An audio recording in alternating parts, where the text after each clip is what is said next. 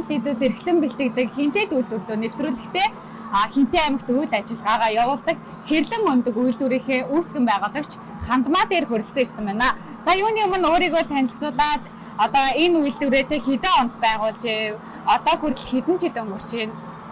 За сайн байна уу? Бүгдэд нь энэ өдрийн мэндийг хүргэе. За манай үйлдвэр 23 оны 7 сард анх үйлдвэрлэл маань эхэлжсэн. Одоо 2000 дахиад агаар эхэлжсэн бол одоо 4000 дахиад 2 жилийн нүүрийг үдээд байж байна. Тэгэхээр энэ дахианы үйлдвэрийг нээхэд бас нэлээдгүй цаг хугацаа орсон баг тий. Анх үүсгэн байгуулсан гэхээсээ илүү тэрнээс өмнө хоёр ер нь хэдэн сар жилийн өмнө ярьжээв. Энийг нээхэд бас тий хэдэн хүний хүч зарцуулж байв. За битээр анх 2021 он ковид үеэс ер нь бол энэ санаагаа олсон. Тэгээд нээж одоо тэрнээс хойш ингээд нөгөө газраа судлаад, аймгаа судлаад ер нь бол хамгийн ээлтэй байсан одоо нөгөө нэг анх ирээл яагаад чи ер нь бол Хинтээ аймагт хийгсэн одоо ийм сэтгэл бидээрт ер нь бол айгүй өндөр төрж исэн хүмүүс нь айгүй найрсаг айгүй гоёор хүлээж авч исэн. Тэгээд 2 жилийн хугацаанд одоо нөгөө нэг бүх зүйлээ төлөвлөж агаад 23 оноос яг үйлдвэрлэл маань эхэлсэн байгаа. За тэгвэл хоёулаа дахианыхаа ингээд үйлдвэрлэлөө оръё те. Одоо өнөөдөр хэдэн дахиатай байна? Бас Хинтээ аймгийн хэдэн нэгжүүдэд өндгөө бас түгээж ийн те. За манайх болохоор 2000 дахиатай эхэлсэн гэсэн шээ. Тэгээд одоо болохоор ингээд сая сүүл сүрэг нэмээд 4000 дахиатай болсон байгаа. Ер нь бол дахианы өндөглөл юунасаа одоо малгаанасаа хамаарат өндөглөлттэй хувь гарч ирдэг. Ер нь бол яг ингээд дундаж өндөглөлт 80% тай байдаг. Хэрвээ малгай сайн байх юм бол 80-аас дээш ер нь 90-95% тай болдог. За тэгээд тэрнээс ингээд малгай муу байх юм бол бас тэрнээс ч гэсэн буурна. Тэгэхээр орон нутагт ийм үйл ажиллагаа явуулахад ер нь одоо зээлийн санд те эсвэл аймгийнхаа орон нутагт ер нь хандж ээгүй эсвэл энэ бизнесээ яг өөрсдөө босгосон уу? За анх дахианыхаа үйлдвэрийг нээхэд болохоор бид хоёр өөрсдийн хөрөнгөөрөө байр сав одоо энэ тормор бүх юм ингээд эхлүүлж ирсэн дахианууд аваад. Тэгэхээр яг одоо өндөгний үйлдвэрлэлээ ингээд аваад явхад те орон нутагт яг тулгарж байгаа хэцүү зүйл юу байна? Эсвэл хамгийн сайшаалтай зүйл нь юу байна? Харцсангүй ер нь хэцүү зүйл нь гайгүй. Аймаг маань нөгөө айгүй тийм айгүй хүлээж айгүй гоёор хүлээж авдаг болохоор тэгээд дээрээс нь манай аймаг өөр өндөгний үйлдвэрлэл байдаггүй болохоор тэгээд хамгийн гол нь манайх чинь нөгөө нэг шинэ өндөг өдөр бүр шинээр өглөө болго ингээд гарч байгаа гэдгээрээ одоо бусад хүмүүс маань айгүй их тааламжтай хүлээж авдаг. Тэгээд ер нь шинэ хуучин өндөгийн ялгаа бол хуучин одоо дамжиж ирж байгаа өндөг чинь ингээд харахад өндөг болохоос биш зүгээр мөнгө санхүүгийн хувьд бол зүгээр ингээд дэмэд үйл болж байгаа байхгүй юу? Яг тэгэхээр өндөг чинь 5 хоногтой уурга алдаад эхэлдэг.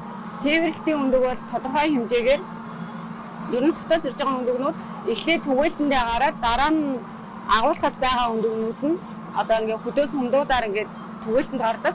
Тэгэнгүүт мэдээж 5-аас 7 хоногийн дараа тээвэрлэлтэнд ирж байгаа гэсэн үг шүү дээ. Тэгээд тэрүүгээрээ болохоор нөгөө уурга өндөртэй шинэ өндөг гэдгээрээ одоо хүмүүс маань аягүй гоё хүлээж авдаг. Одоогоор ер нь аймгийнхаа хэдэн дэлгүүрт өндгүүдээ түгээгээд байна? За бараг хувьлаад үзэх юм бол 60-аас 70% манай өндгийг авдаг.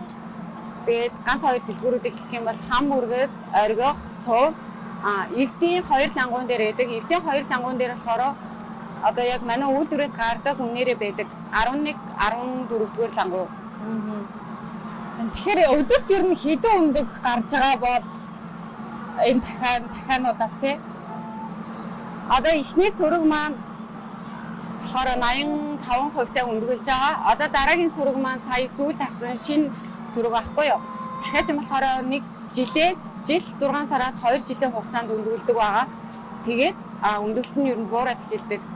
Тэгээд маллага маш чухал л да. Гэхдээ энэ дээр болохоор нөгөө нэг одоо тижээлэл гэхэд дэгдэхээний тижээл, өндөглөгчийн тижээл, өсвөрийн тижээл тэгээд яг өндөглөхийн өмнөх тижээл гэснээр сүүлдээ яг өндөглөгч дээр очдог байхгүй. Ингээд нөгөө сараар нь хуваагаад 4-5 төрлийн тижээл иддэг. Энэ тижээлээ цаг тухайд нь өгөөд яг хугацаандаа өгөөд дээрээс нь нөгөө нэг дотор байрны чигшэл тэгээд гэрлийн одоо энэ тусгаал бас аюул чухал байдаг. Одоо манай 2 зал ингээд тусдаа гэрэл нь 2 өөрөөгөөд манай энэ заалны болохоор нөгөө жижиг дэгдэхэнүүд болохоор гэрлийнхэн тусгал нь өндөр тэр болохоор арай бүдэг байгаад байгаа. дахиад ч бас тэжээмэл амьтан шүү дээ. Тэгэхээр бусад тэжээмэл амьтдаас ер нь юугаараа өөр тэжээл иддэг. Тэжээл эзнэр ер нь өндөг нь хэр чанартай те уураг сайтай гарна гэсэн юм байгаа шүү дээ. Тийм юм байх уу? Дахианы одоо ер нь бол өндөгний амт чанар одоо хайлс доторх шар энэ бол 100% тэжээлээс хамаардаг байхгүй юу. Тэгээд одоо дахианы тэжээл дотор болохоор 25 байц одоо нэр төрлийн юм байдаг. Эрдэнэ шиш, янз бүрийн байцууд байдаг. Энэ бүхэн нь болохоор яг нөгөө түрүүн би ярьсан шүү дээ.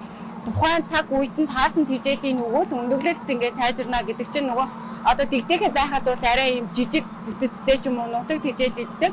Өндөгдөг болоо том одоо нас биеинд гүйцээд ирэхээрээ арай бүхэл ихтэй тэжээл иддэг.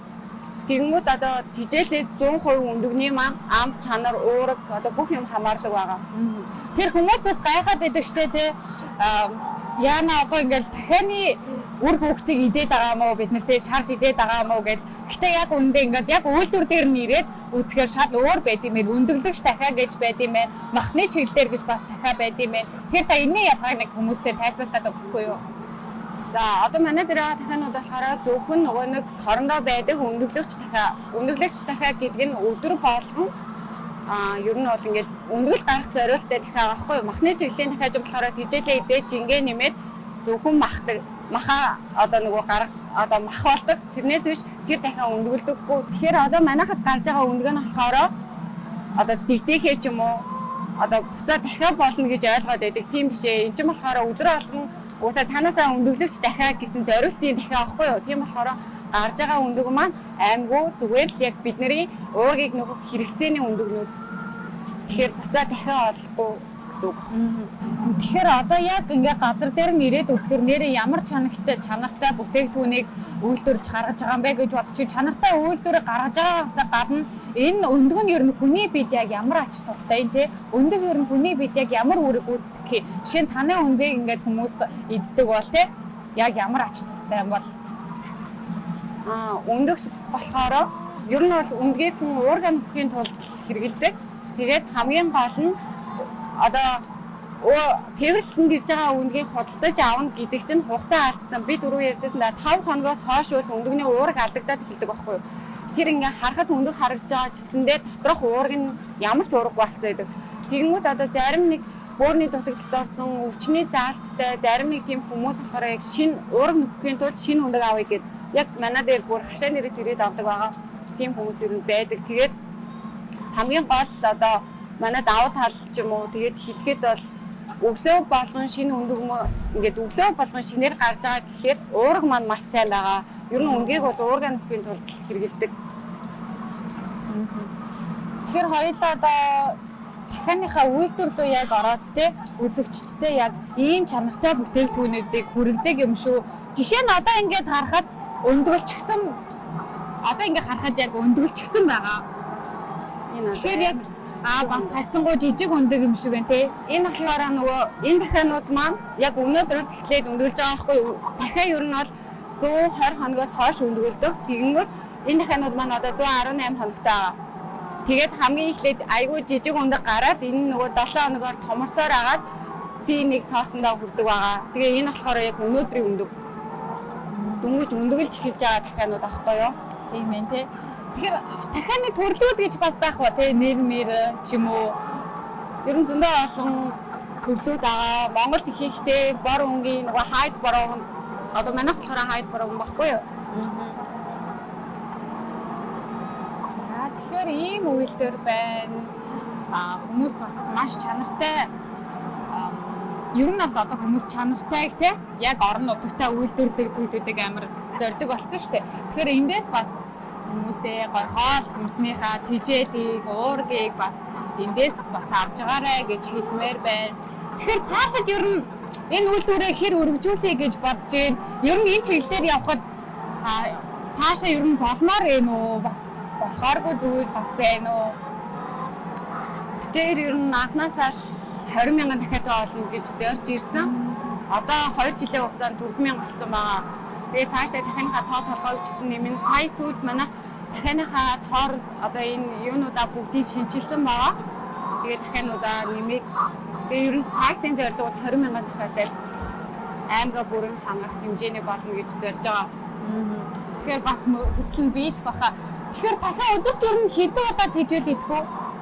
За дахиад маань өглөө 8 цагаас хамгийн ихний тэжээл иддэг. Өдөрт 2 удаа тэжээл идэнэ. Өглөө 8 цагт, өдөр 4 цагт. Тэгээд тэр өглөө дахиад нөгөө ер нь бол бараг 80% нь өндгөлчдөг. Өдөр үлдсэн хувь нь өндгөлдөг. Тэгэхээр 2 удаа өндгөнүүд маань гарна гэсэн үг байхгүй юу?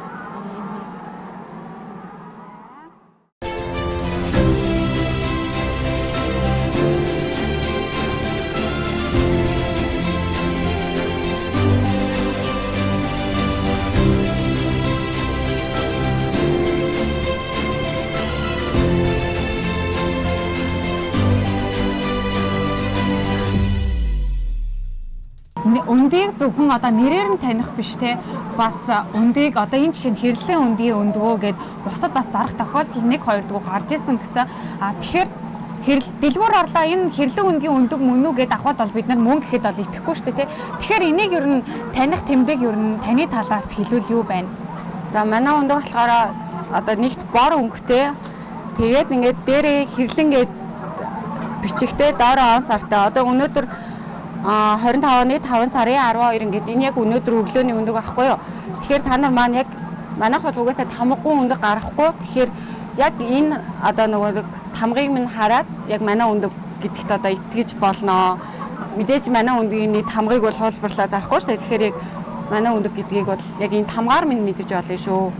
Тэрнээс бол манайх ямар ч тамгагүй өндөг ерөөсөө гаргадаггүй байгаа. Тэгэхээр өнөөдөр одоо 4000 орчим дахиад байна. Бас тэжээл өгөх бас нэлээдгүй их ажил шүү дээ. Тэгэхээр 4000 орчим дахиад маань ер нь хэдийн хэмжээний тэжээл идэж байна. Хэмжээг нь ер нь та бүхэн гаргаж үзчихсэн үү? Дахиад ч бүр тэжээл маш чухал аахгүй юу? Одоо жижиг тэдэхэ байлаа гэхэд чинь 7 г, 9 г энэ чинь нэг дахианд өгөх тэжээл. Одоо манай дахианууд болохоор 110 грамаас 112 грамыг цаа дахианууд маань идэж байгаа. Энэ дахианууд маань 112-оос 14 грамыг өвөлдөө мэдээж одоо нэг 2 грамын зөрүү идэг. Хүйтэн багчангууд нөгөө тэжээлийн жоохон нэмээд өгдөг. Дулаан оронгууд жоохон хасагддаг. Гэтэ ер нь бол 112-оос 14 грамыг нэг дахиад өдөрт иддэг тэжээл нь. Тэрээгээ өдөртөө 2 хуваагаад өгдөг байгаа. Зөв. Тэгэхээр маш чанартай бүтээгдэхүүнийг орон нутагтаа үйлдвэрлэж байгаа гэхэд үнэхээр надад бол бас бахархмаар л хэлэх хэрэг байна. Ягаад гэвэл бас залуу хүмүүс энэ үйлдвэрээ эхлүүлээд одоо хүртэл энэ бизнес нь маш амжилттай явж байгаа. Тэгэхээр амжилттай явж байгаагийн гол түлхүүр бол угаасаа үүсгэн байгуулагчид нь эхлээд маш их хичээх ёстой. Мэдээж чанартай юм гаргахын тулд өндгөлж байгаа дахиануудтай ч бас чанартай юм өгөх ёстой. Тэгэхээр үзэгчдтэй хандаж ийм чанартай бүтээгдэхүүнүүдийг хэрлэн өндгөөс бас аваарай. Хүний биед бас хэрэгтэй. Яг ингээ үйлдвэр дээр нь ирэхээр бас л нэлээдгүй их ажил шаарддаг юм байна л да. Тэжээлээс эхлүүлээд өдөрт 2 удаа тэжээл өгнө. Маш олон 4000 орчим дахиад нэгэн зэрэг хооллох, орон нутагтаа чанартай бүтээгдэхүүнүүдийг түгээн гэхээр маш сайн бас бахархмаар л нэгэн үйлдвэрийн маань нэг болж байгаад бол маш их баяртай байна. За тэгэхээр та бас үзэгчдтэй хандаж хэлмээр байгаа зүйл байна уу? Адилхан бас үйлдвэр эрхэлдэг бас хүмүүс адилхан юм туулж аваа. Тэр хүмүүстэй бас хандаж хэлмээр байгаа зүйл байна уу? Ингээд нэвтрүүлэг бас өндөрлөх цаг болж байна. За би яг өглөө нэг үг харж ирсэн аахгүй юу? Чи чадна гэвэл чи чадна, чи чадахгүй гэвэл чи чадахгүй. Форт Хенри хэлсэн гэж. Би одоо битээр чадна гэж зориод ирсэн. Одоо үр шимээ чадна гэж нөгөө зүтгэж байгаа хүн бол ер нь үр шимээ заавал хүртэнэ гэж итгэдэг болохоор ямар ч юмыг эхлүүлсэн бай, тууштай байгаарай л гэж хэлмээр юм да. За баярлалаа үзэгчдээ. Ингээд Өндөр хаан телевизээс эрхлэн бэлтгэдэг хинтэд үйлдвэрлэл нэвтрүүлэгтээ маш мундаг хүмүүсийн эхлүүлсэн бизнес болох хэрлэн өндөг үйлдвэртэй бид ирлээ. Тэгээд дараагийн дугаараар уулзлаа. Баяртай.